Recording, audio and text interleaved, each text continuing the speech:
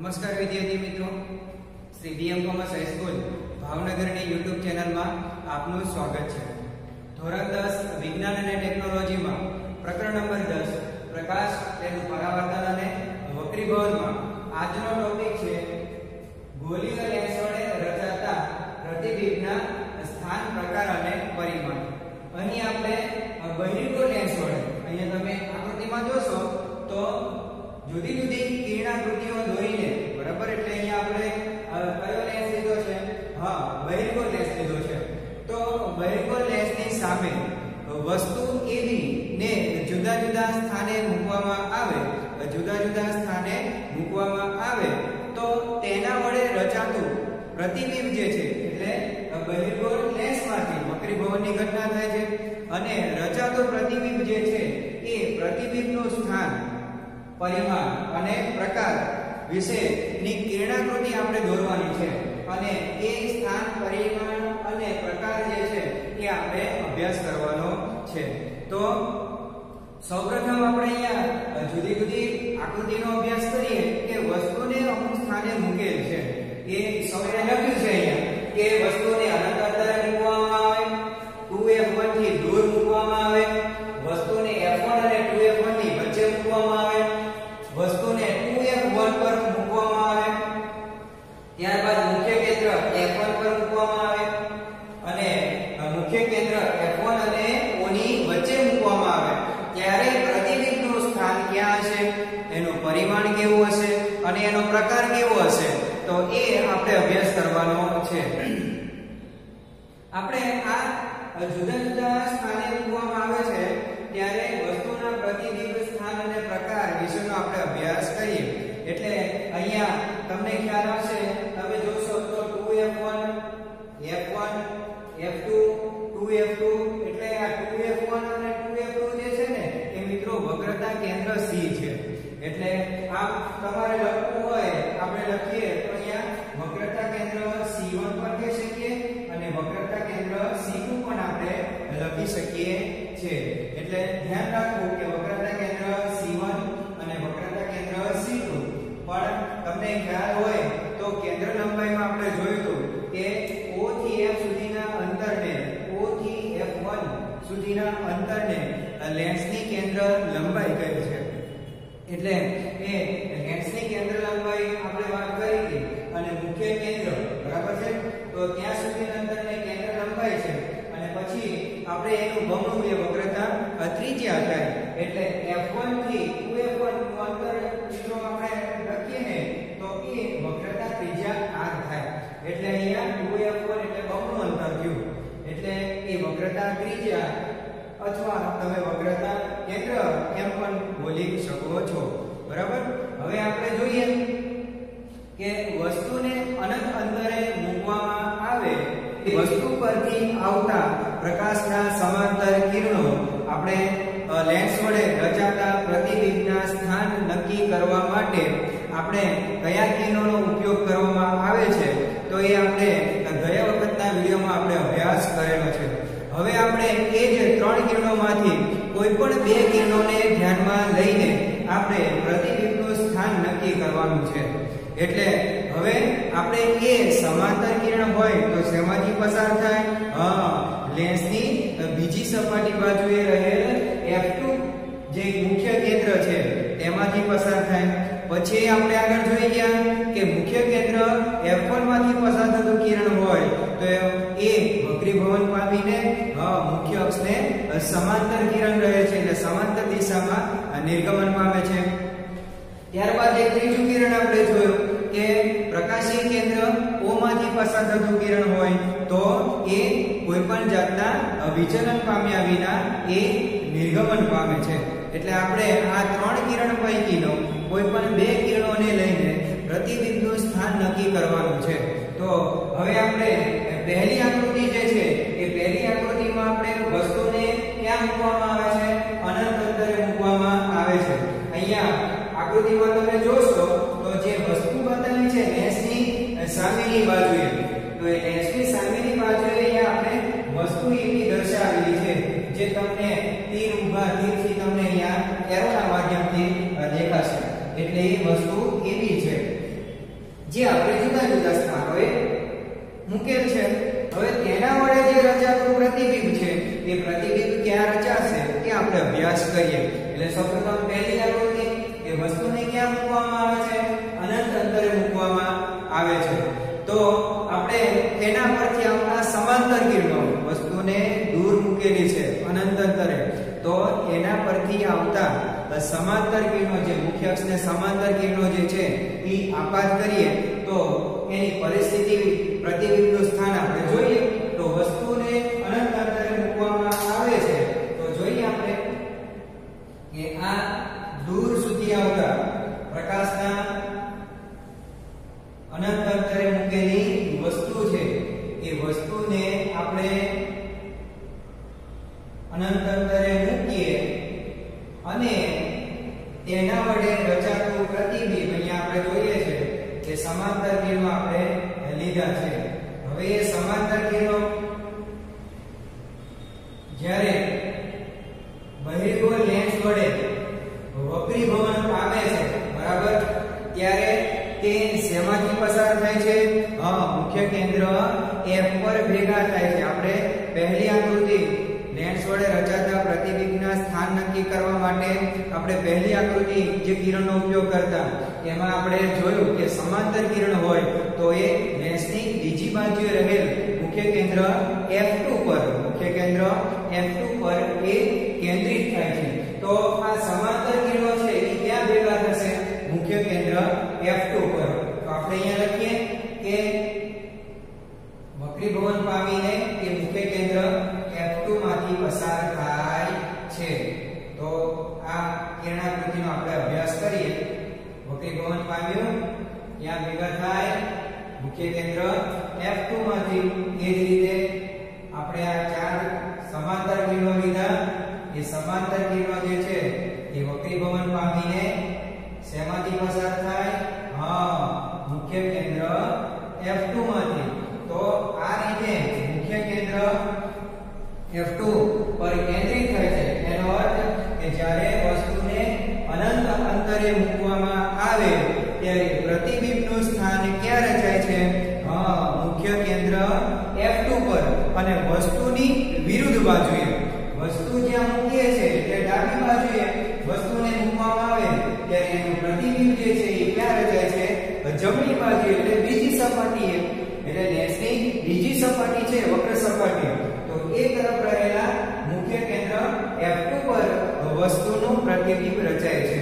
તો આપણે અહીંયા લખી શકીએ કે વસ્તુની વિરુદ્ધ બાજુએ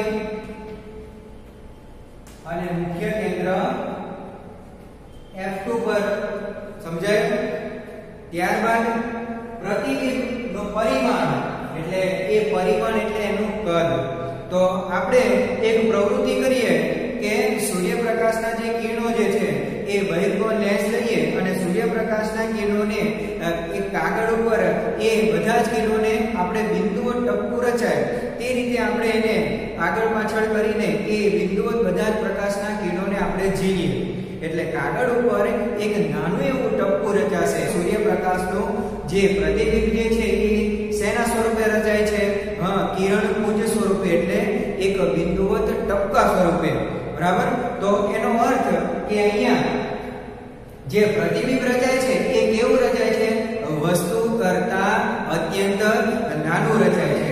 એટલે મિત્રો આપણે એક પ્રવૃત્તિ હમણાં કરીએ કે જ્યારે પ્રકાશિત ટપકું રચાય તે રીતે આપણે લેન્સ જે છે એને આગળ પાછળ કરીએ છીએ ત્યારે પ્રકાશિત ટપકું કાગળ ઉપર રચાય છે ત્યારે કાગળ થોડીવાર પછી એ કાળો પડે અને એ ભાગ કાળો પડે તરત સળગી ઉઠે છે.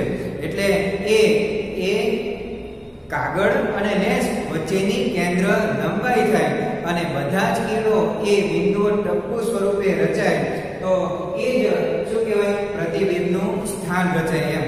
એટલે અહીંયા વસ્તુ કરતા પ્રતિબિંબ જે છે એ કેવું છે? અત્યંત નાનું. એટલે આપણે અહીંયા લખી શકીએ કે બિંદુવત પ્રતિબિંબ કહી શકાય અથવા અત્યંત નાનું. બરાબર? ખ્યાલ આવ્યો? હવે આપણે જોઈએ કે પ્રતિબિંબનો પ્રકાર. તો વસ્તુ કરતા અત્યંત નાનું છે એનો અર્થ કે પ્રતિબિંબ જે છે કેવું રચાય છે વાસ્તવિક અને ઉલટું. એનો અર્થ કે કાગળ પર એ બિંદુ ટપકું છે એ ઝીલી શકીએ છે. એનો અર્થ કે પ્રતિબિંબ જે છે એ પડદા પર ઝીલી શકાય અને પ્રતિબિંબ જે પડદા પર ઝીલી શકાય તો એવા પ્રતિબિંબનો પ્રકાર શું કહેવાય? વાસ્તવિક અને ઉલટું. તો આપણે અહીંયા લખીએ કે વાસ્તવિક અને ઉલટું.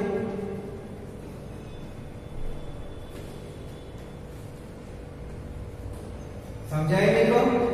પહેલી આકૃતિમાં ખ્યાલ આવ્યો ને? હવે આપણે આગળ જોઈએ કે વસ્તુનું સ્થાન ક્યાં છે? 2f1 થી થોડે દૂર. બરાબર? હવે આપણે જોઈએ કે વસ્તુને જ્યારે અહીંયા વસ્તુ AB અહીંયા લખીએ, વસ્તુ AB, જેથી તમને ખ્યાલ આવે કે આ વસ્તુ AB છે એ ક્યાં છે? તો કે 2f થી થોડે દૂર મૂકેલી છે. અહીંયા તમે આકૃતિમાં જોશો તો ખ્યાલ આવશે. અથવા બીજી રીતે આપણે લખવું હોય તો વક્રતા કેન્દ્ર C1 થી દૂર એમ પણ આપણે લખી શકીએ. હવે આપણે જોઈએ કે જ્યારે વસ્તુ AB ને વક્રતા કેન્દ્ર C1 થી દૂર અથવા 2f1 થી દૂર મૂકવામાં આવે ત્યારે પ્રતિબિંબનું સ્થાન ક્યાં રચાય છે? એટલે આપણે હવે આગળ ભણી ગયા ત્રણ કિરણો, એમાંથી આપણે એક કિરણ સમાંતર કિરણ લઈએ અને એક કિરણ જે છે એ પ્રકાશીય કેન્દ્ર O માંથી પસાર થતું કિરણ આપણે લઈએ. તો જોઈએ આપણે કઈ રીતે થાય છે. તો સૌપ્રથમ આપણે કયું કિરણ લઈએ? સમાંતર કિરણ. એટલે અહીં આપણે વસ્તુ પરથી આવતા પ્રકાશના કિરણો એમાંથી એક પ્રકાશ એ કિરણ જે છે મુખ્ય અક્ષને સમાંતર કિરણ લીધું. બીજું એક કિરણ લઈએ, મુખ્ય કેન્દ્ર F1 માંથી પણ લઈ શકો. આપણે પ્રકાશીય કેન્દ્ર O માંથી પસાર થતું કિરણ આપણે લઈએ. તો બંને વચ્ચેની પરિસ્થિતિ આપણે જોઈએ કે જ્યારે સમાંતર કિરણ હોય તો એ શેમાંથી પસાર થાય? મુખ્ય કેન્દ્ર F2 માંથી. લેન્સની બીજી સપાટી તરફ રહેલું મુખ્ય કેન્દ્ર F2 માંથી. બીજો એક વાત કરી કે પ્રકાશીય કેન્દ્ર O માંથી પસાર થતું કિરણ એ શેમાંથી પસાર થાય? કોઈ પણ જાતના વિચલન પામ્યા વિના એ નિર્ગમન પામે છે. તો આપણે એ દોરીએ. જુઓ અહીંયા આપણે આકૃતિમાં અભ્યાસ કરીએ કે એ કિરણ જે પ્રકાશીય કેન્દ્ર O માંથી પસાર થતું કિરણ. તો તમે અહીંયા આકૃતિ જોશો એટલે ખ્યાલ આવશે. બરાબર?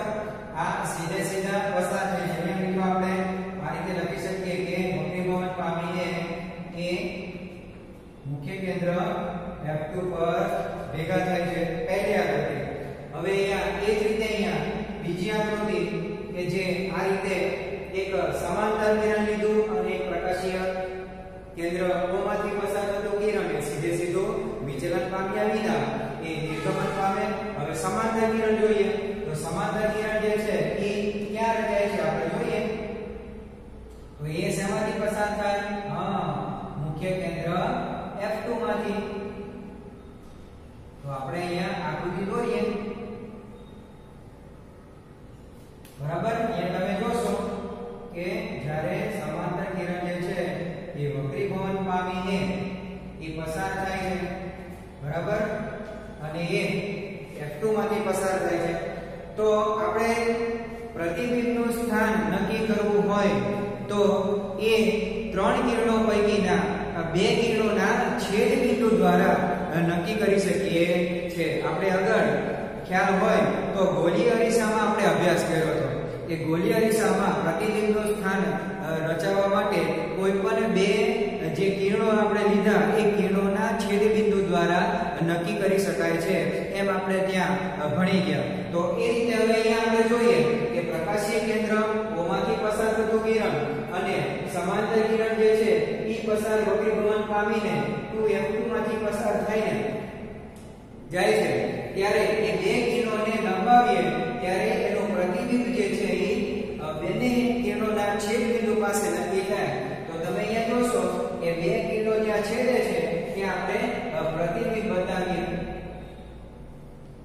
એટલે અહીંયા તમે જોશો તો ખ્યાલ આવશે કે F2 અહીંયા પ્રતિબિંબ રચાય છે. તો આપણે એને A' અને B' તરીકે લઈ શકીએ.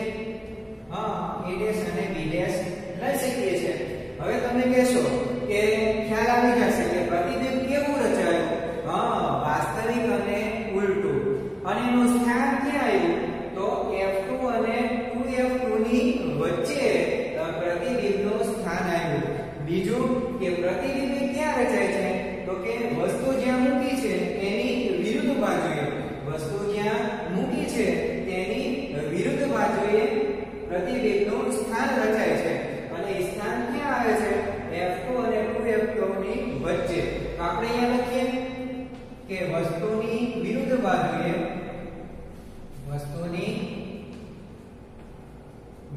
બાજુએ અને ક્યાં કેની વચ્ચે શેની વચ્ચે F2 અને 2F2 ની વચ્ચે બરાબર પરિમાણ તો કે વસ્તુ કરતા નાનું તો આપણે અહીંયા લખીએ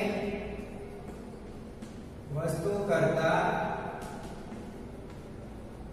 નાનું પ્રકાર તો ખ્યાલ આવી જાય કે પ્રકાર વાસ્તવિક અને ઉલટું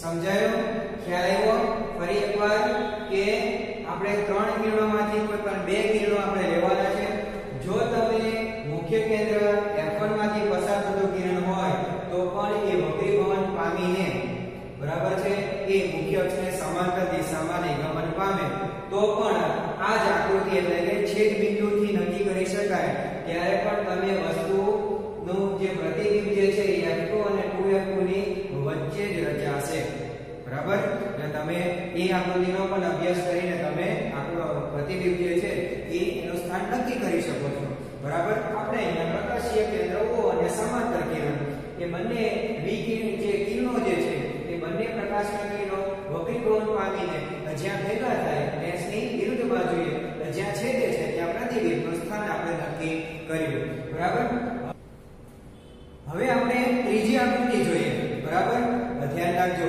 કે અહીંયા મિત્રો બીજું કે પાઠ્યપુસ્તકમાં પણ આ રીતે જુદી જુદી કિરણાકૃતિનું પુસ્તક આપ્યું હશે બરાબર એનો પણ તમે અભ્યાસ કરીને અહીંયા એ જ્યારે આપણે વિડિયો લેક્ચર જોતા હોઈએ ને ત્યારે એ પુસ્તક પણ સાથે રાખીએ જેથી કરીને એ આકૃતિ પણ તમને વ્યવસ્થિત સમજાય અને એ વ્યવસ્થિત આપણને યાદ રહી જાય એટલે એ ધ્યાન રાખજો આપણે ત્રીજી આકૃતિ પર જોઈએ કે વસ્તુને હવે ક્યાં મૂકવામાં આવે છે F1 અને 2F1 ની વચ્ચે મૂકવામાં આવે છે ક્યાં F1 અને 2F1 ની વચ્ચે તો જો અહીંયા આપણે વસ્તુને મૂકીએ છીએ કે F1 અને 2F1 ની વચ્ચે મૂકીએ ત્યારે એ પ્રતિબિંબ ક્યાં રચાય છે તો આપણે જોઈએ કે સૌપ્રથમ તો એ જ કિરણો લઈએ કે સમાંતર કિરણ અને બીજું કિરણ પ્રકાશીય કેન્દ્ર O માંથી પસાર થતું કિરણ તો આપણે પહેલા સમાંતર કિરણ લઈએ તો અહીં આપણે સમાંતર કિરણ લઈએ આ સમાંતર કિરણ જે વક્રીભવન પામીને શેમાંથી પસાર થાય મુખ્ય કેન્દ્ર F2 માંથી બીજું એક કિરણ કે જે આપણે પ્રકાશીય કેન્દ્ર O માંથી પસાર થતું કિરણ તો એ શેમાંથી પસાર થાય કોઈ પણ જાતના વિચલન પામ્યા વિના એ નિર્ગમન પામે છે તો આપણે પ્રકાશીય કેન્દ્ર O માંથી પસાર થતું કિરણ આપણે લઈએ એટલે મિત્રો ધ્યાન રાખજો આપણે આકૃતિ પણ એ રીતે વ્યવસ્થિત આપણે દોરીએ છીએ બરાબર એટલે આપણને ખ્યાલ આવી જશે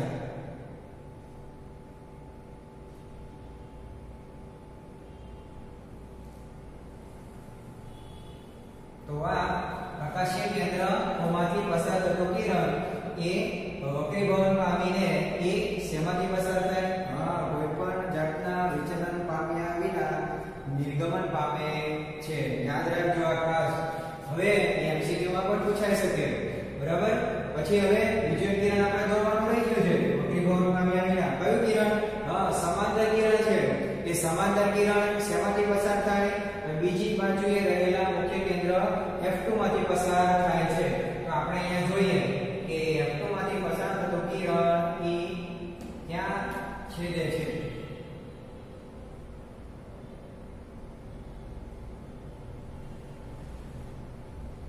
તો અહીંયા આપણે જોઈએ કે જો મિત્રો તમે આકૃતિમાં ધ્યાન રાખજો જેથી ખ્યાલ આવે જો અહીંયા તમે જોશો તો તમને દેખાઈ આવશે આકૃતિમાં કે અહીંયા બે કિરણો જે છે એ ક્યાં છેદે છે ખ્યાલ આવે જોયું તમે આકૃતિમાં નિદર્શન કરશો તો ખ્યાલ આવશે ક્યાં છેદાય છે 2F થી દૂર તો આપણે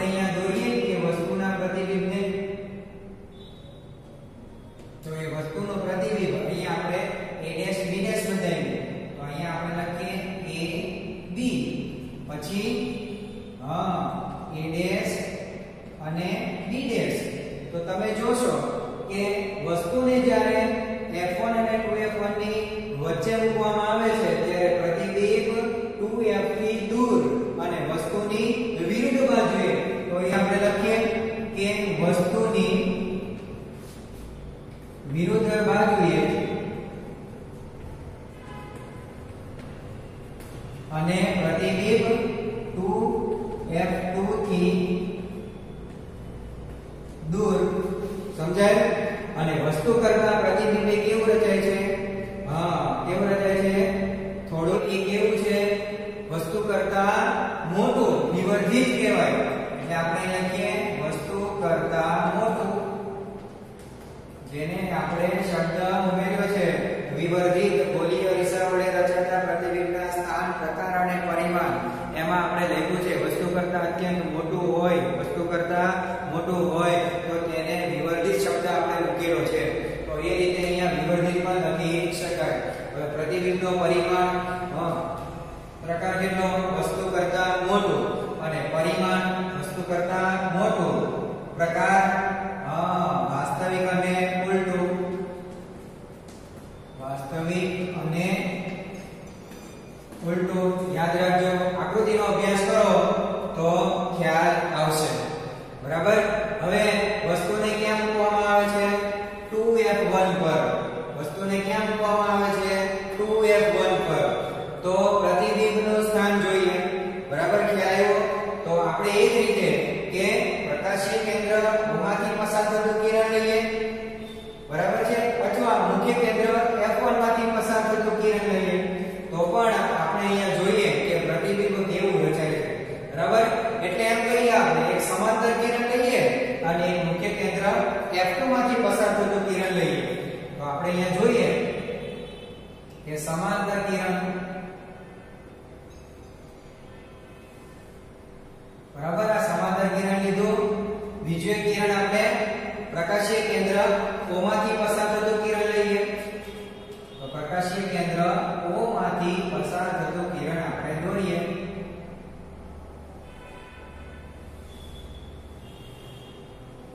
બરાબર?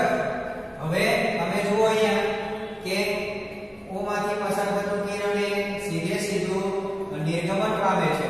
અને સમાંતર કિરણ જે છે તે શેમાંથી પસાર થાય? મુખ્ય કેન્દ્ર F2 માંથી. તો આપણે વક્રીભવન પામીને મુખ્ય કેન્દ્ર F2 માંથી પસાર થાય છે. તો આપણે દોરીએ અહીંયા.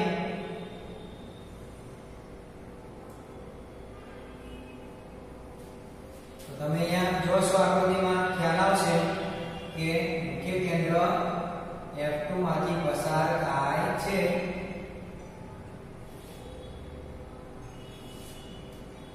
બરાબર? અહીંયા તમે જોશો તો તમને દેખાશે અહીંયા કે બે કિરણો જે છે એ વક્રીભવન પામીને તમે અહીંયા જુઓ ખ્યાલ આવી જશે. બરાબર?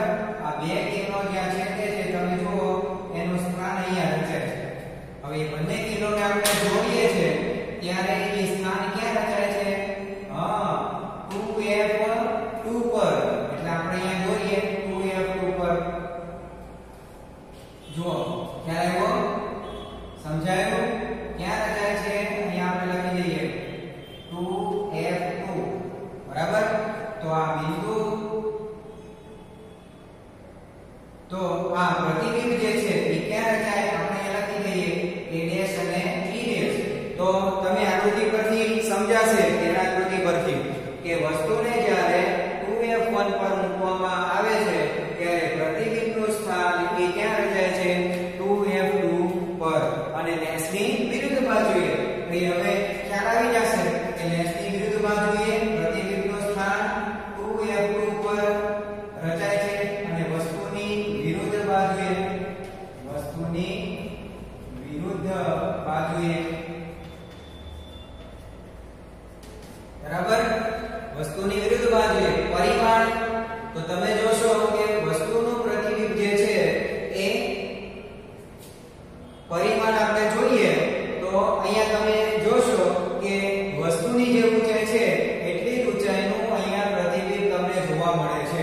તમે જુઓ છો તો ખ્યાલ આવશે. બરાબર? એનો અર્થ કે પ્રતિબિંબનું પરિમાણ જે છે એ કેવું હશે? વસ્તુના કદ જેવડું જ હશે. એટલે આપણે અહીંયા લખીએ કે વસ્તુના કદ જેટલું, વસ્તુના કદ જેટલું અને પ્રકાર વાસ્તવિક અને ઉલટું. સમજાયું? ખ્યાલ આવ્યો? એટલે આ રીતે આ ચોથી આકૃતિનો આપણે અભ્યાસ કર્યો કે પ્રતિબિંબ જે છે એ ક્યાં રચાય છે? 2f2 પર લેન્સ જે છે એની બીજી સપાટી તરફ રહેલું મુખ્ય કેન્દ્ર f2 પછી વક્રતા કેન્દ્ર c2 પર પણ આપણે લખી શકીએ. ધ્યાન રાખો કે વક્રતા કેન્દ્ર c2 પર પણ આપણે લખી શકીએ અને અહીં આપણે એમ પણ લખી શકીએ કે વસ્તુને જ્યારે વક્રતા કેન્દ્ર c1 પર મૂકવામાં આવે છે ત્યારે પ્રતિબિંબ ક્યાં રચાય છે? બીજી બાજુની સપાટી પર રહેલ બીજી બાજુએ કયો? વક્રતા કેન્દ્ર c2 પર. અને પ્રતિબિંબનું પરિમાણ જે છે એ વસ્તુના કદ જેટલું અને પ્રકાર આભાસી કે વાસ્તવિક? વાસ્તવિક અને ઉલટું. યાદ રાખજો કે આ પ્રતિબિંબ પડદા પર ઝીલી શકાય છે એટલા માટે વાસ્તવિક પ્રતિબિંબ અને પ્રતિબિંબ કેવું રચાય છે? ઉલટું. એટલે પ્રકાર ખ્યાલ આવ્યો? હવે આપણે જોઈએ પાંચમી આકૃતિ. પાંચમી આકૃતિમાં એમ કીધું કે મુખ્ય કેન્દ્ર F1 પર વસ્તુને મૂકવામાં આવે છે. એટલે આપણે અહીંયા મુખ્ય કેન્દ્ર F1 પર જો લીધું છે. ખ્યાલ આવ્યો? હવે આપણે એમ જોઈએ કે એક સમાંતર કિરણ લેવાનું છે અને એ કયું કિરણ? પ્રકાશીય કેન્દ્ર O માંથી પસાર થતું કિરણ લેવાનું છે. તો આપણે અહીંયા આકૃતિ દોરીએ. જુઓ કે એક સમાંતર કિરણ લઈએ, બરાબર? વસ્તુ પરથી આવતા મુખ્ય અક્ષને સમાંતર કિરણ અને એક કિરણ પ્રકાશીય કેન્દ્ર O માંથી પસાર થતું કિરણ.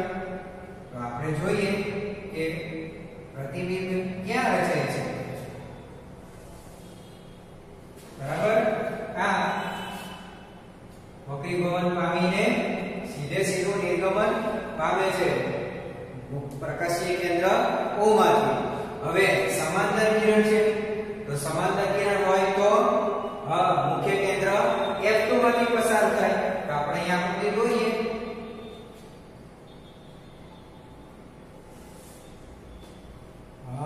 જો તમે આકૃતિમાં જોશો તો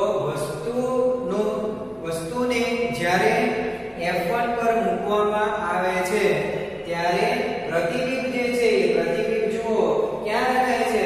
અનંત અંતરે રચાય છે. પ્રતિબિંબનું સ્થાન ક્યાં છે? અનંત અંતર. બરાબર? એટલે આપણે અહીંયા જુઓ બે કિરણો જે છે એ છેદતા નથી. એટલે ધ્યાન રાખવાનું. તો એનું પ્રતિબિંબ કેવું હશે? વાસ્તવિક અને ઉલટું. સ્થાન ક્યાં હશે? અનંત અંતરે. તો આપણે અહીંયા લખીએ કે પ્રતિબિંબનું સ્થાન ક્યાં હશે? અનંત અંતરે. બરાબર? સ્થાન ક્યાં હશે? અનંત અંતરે. એટલે જો આપણે અહીંયા લખ્યું કે વસ્તુ ક્યાં છે? અનંત અંતરે. બીજું કે પ્રતિબિંબનું આપણે વાત કરી કે ખ્યાલ હોય તો કે વસ્તુને જેમ જેમ લેન્સની નજીક લાગે ને તેમ તેમ પ્રતિબિંબ જે છે એ વસ્તુ કરતા મોટી બનતી જાય. એટલે પ્રતિબિંબનું કદ જે છે એ કેવું બને? વસ્તુ કરતા મોટું થાય. ધ્યાન રાખજો. જેમ જેમ લેન્સથી દૂર જઈએ, જેમ જેમ લેન્સથી વસ્તુનું અંતર લેન્સથી દૂર હોય તેમ તેમ પ્રતિબિંબનું કદ જે છે એ કેવું હોય? નાનું હોય. પણ જેમ જેમ લેન્સથી નજીક વસ્તુને મૂકવામાં આવે ત્યારે પ્રતિબિંબનું કદ જે છે એ કેવું બનતું જાય છે? વસ્તુ કરતા મોટું. એટલે તમે અહીંયા જુઓ કે પાંચમી આકૃતિમાં પ્રતિબિંબ જે છે અનંત અંતરે રચાય છે. એનો અર્થ કે પ્રતિબિંબ જે છે એ કેવું હશે? વસ્તુ કરતા અત્યંત મોટું. તો આપણે અહીંયા લખીએ કે વસ્તુ જે છે એ પ્રતિબિંબનું પરિમાણ વસ્તુ કરતા અત્યંત મોટું. એટલે કયો શબ્દ વાપર્યો હતો આપણે? ખ્યાલ છે? વિવર્ધિત. સમજાય ને? અને પ્રકાર વાસ્તવિક અને ઉલટું.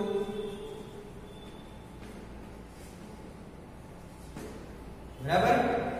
હવે આપણે છઠ્ઠી આકૃતિનો અભ્યાસ કરીએ કે આપણે વસ્તુને ક્યાં મૂકવામાં આવે છે? મુખ્ય કેન્દ્ર F1 અને O ની વચ્ચે. બરાબર? અને હવે પ્રતિબિંબ આપણે એ સ્થાન ક્યાં રચાશે એ આપણે જોઈએ. તો આપણે સૌપ્રથમ પહેલું કિરણ લઈએ સમાંતર કિરણ, અને બીજું કિરણ જે છે એ પ્રકાશીય કેન્દ્ર ઓમાંથી પસાર થતું કિરણ આપણે લઈએ. તો સમાંતર કિરણ જે છે એ શેમાંથી પસાર થશે? મુખ્ય કેન્દ્ર F2 પાસે કેન્દ્રિત થશે. જ્યારે પ્રકાશીય કેન્દ્ર ઓમાંથી પસાર થતું કિરણ એ કોઈપણ જાતના વિચલન પામ્યા વિના એ નિર્ગમન પામે છે. તો આપણે એવા બે કિરણો લઈએ અને ક્યાં છેદે છે જોઈએ. તો આપણે અહીંયા જો સૌપ્રથમ સમાંતર કિરણ લઈએ તો તમે અહીંયા આકૃતિનો અભ્યાસ કરશો એટલે ખ્યાલ આવશે, બરાબર. સાથોસાથ તમે પાઠ્યપુસ્તક પણ એની અંદર પણ આકૃતિ આપી છે એ પણ જોશો તો તમને તરત ખ્યાલ આવશે કે આ કિરણાકૃતિ જે દોરી છે એના આધારે પ્રતિબિંબનું સ્થાન, પરિમાણ અને પ્રકાર કયા હોય.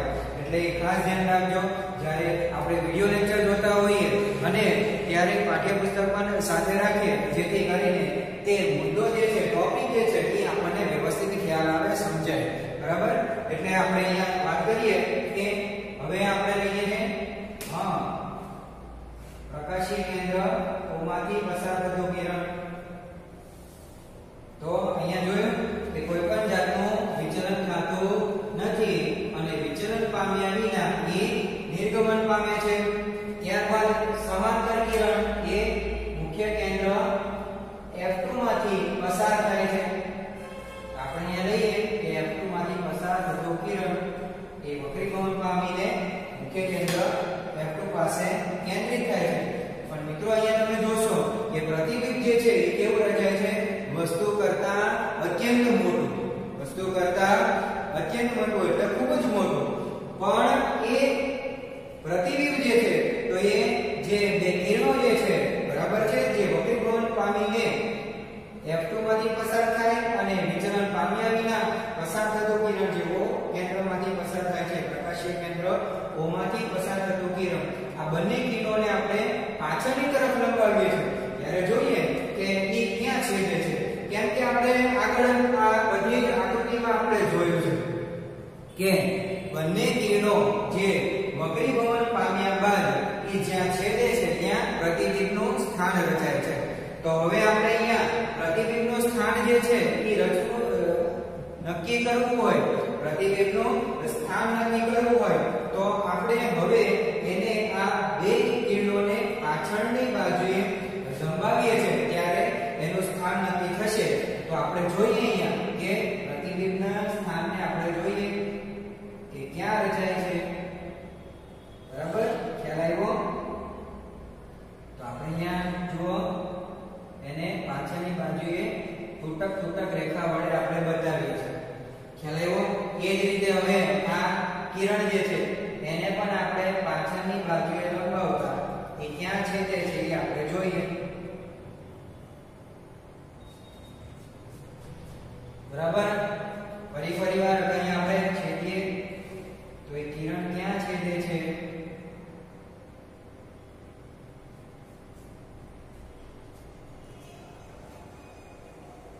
તમે જોશો તો તમે જુઓ અહીંયા ખ્યાલ આવ્યો કે એ કિરણ જે છે આપણે જોડતા જઈએ ત્યારે આપણને અહીંયા આ બંને કિરણો છેદે છે. તો એને હવે આપણે જોઈએ, બરાબર. તો ખ્યાલ આવે, જુઓ કે વસ્તુનું જે પ્રતિબિંબ જે છે એ વસ્તુ કરતા અત્યંત મોટું, એટલે આપણે અહીંયા લખવું હોય તો A' અને B'. બીજું કે વસ્તુની જે વસ્તુને જ્યાં મૂકવામાં આવે એટલે જે તરફ મૂકવામાં આવે છે એ જ બાજુએ પ્રતિબિંબનું સ્થાન પણ રચાય છે. ખ્યાલ આવ્યો તમને? ફરીથી કે આકૃતિમાં તમે અભ્યાસ કરશો, જોશો તો ખ્યાલ આવે કે વસ્તુને F1 અને O ની વચ્ચે મૂકવામાં આવે છે ત્યારે એ પ્રતિબિંબ એ લેન્સ જ્યાં વસ્તુ મૂકીએ છે, વસ્તુનું સ્થાન જે બાજુએ છે એટલે ડાબી બાજુએ, તો એક તરફની બાજુએ એટલે વસ્તુની બાજુએ એ પ્રતિબિંબ રચાય છે. એટલે અહીંયા આપણને ખ્યાલ આવે કે અને બીજું પ્રતિબિંબ તમે જોશો તો વસ્તુ કરતા કેવું છે? અત્યંત મોટું છે. તો આપણે અહીંયા લખીએ વસ્તુનું સ્થાન ક્યાં? વસ્તુની બાજુએ અને વસ્તુથી ઘણું દૂર છે. તમે અહીંયા જોશો તો ખ્યાલ આવે. આપણે અહીંયા લખીએ કે પ્રતિબિંબનું સ્થાન ક્યાં છે, તો અહીં આપણે જોઈએ કે પ્રતિબિંબનું સ્થાન બરાબર પ્રતિબિંબનું સ્થાન એ ક્યાં છે, હા વસ્તુની બાજુએ, વસ્તુ જ્યાં મૂકીએ છે એ તરફ, એટલે વસ્તુની તરફ, વસ્તુ તરફની બાજુએ, એટલે અહીંયા લખીએ વસ્તુ તરફની, વસ્તુ જ્યાં મૂકીએ છે એ વસ્તુ તરફની બાજુએ, અને વસ્તુ જ્યાં મૂકીએ છે એ વસ્તુના અંતરથી ઘણું દૂર, બરાબર. પછી પ્રતિબિંબનું પરિમાણ, પ્રતિબિંબનું પરિમાણ, તો પરિમાણ અહીંયા કેવું આવે છે, વસ્તુ કરતા અત્યંત મોટું, તો વસ્તુ કરતા અત્યંત મોટું. ત્યારબાદ પ્રતિબિંબનો પ્રકાર, તો મિત્રો ધ્યાન રાખો, એટલે આભાસી પ્રતિબિંબ અને કેવું હશે, ચત્તુ, બરાબર. એટલે આ વસ્તુનું સ્થાન F1 અને O ની વચ્ચે હોય ત્યારે એ વસ્તુ છે એનાથી થોડે દૂર, વસ્તુના સ્થાનથી અંતર કેવું હશે, દૂર હશે પ્રતિબિંબનું સ્થાન, અને વસ્તુની બાજુ જ્યાં વસ્તુ મૂકવામાં આવે છે એ તરફની બાજુએ પ્રતિબિંબ રચાય છે, અને એ પ્રતિબિંબ જે છે એ પડદા પર જોઈ શકાતો આભાસી ચત્તુ, અને પ્રતિબિંબનું પરિમાણ એ વસ્તુ કરતા અત્યંત મોટું હોય છે. તો મિત્રો આજે આપણે આ 6 આકૃતિનો અભ્યાસ, એટલે કે 6 આકૃતિ એટલે વસ્તુને અમુક સ્થાને મૂકવામાં આવે છે લેન્સની સામેની બાજુએ, ત્યારે પ્રતિબિંબનું સ્થાન જે છે એ જુદી જુદી કિરણાકૃતિ દોરીને એનો આપણે અભ્યાસ કર્યો. તો આ પણ નોટબુકની અંદર ખૂબ જ વ્યવસ્થિત રીતે પેન્સિલ સ્કેલ નો ઉપયોગ કરીને તમે આકૃતિ દોરી અને ખૂબ જ વ્યવસ્થિત તમે અભ્યાસ કરશો. તો આ આકૃતિ જે છે એ પણ પરીક્ષામાં મિત્રો પૂછાય છે. ધ્યાન રાખજો કે વસ્તુને એમ કહે કે વસ્તુને 2F1 થી દૂર મૂકવામાં આવે છે ત્યારે પ્રતિબિંબના સ્થાન, પરિમાણ અને પ્રકાર વિશે ચર્ચા કરો અને તેની કિરણાકૃતિ દોરીને સમજાવો. તો આપણે આ 6 માંથી કોઈ પણ આકૃતિ પૂછાઈ શકે છે. એટલે એ ખાસ ધ્યાન રાખો કે આ દરેકે દરેક કિરણાકૃતિનો આપણે અભ્યાસ કરવો. તો આજે આપણે બહિર્ગોળ લેન્સ વડે રચાતા પ્રતિબિંબના સ્થાન, પરિમાણ અને પ્રકારનો અભ્યાસ કર્યો.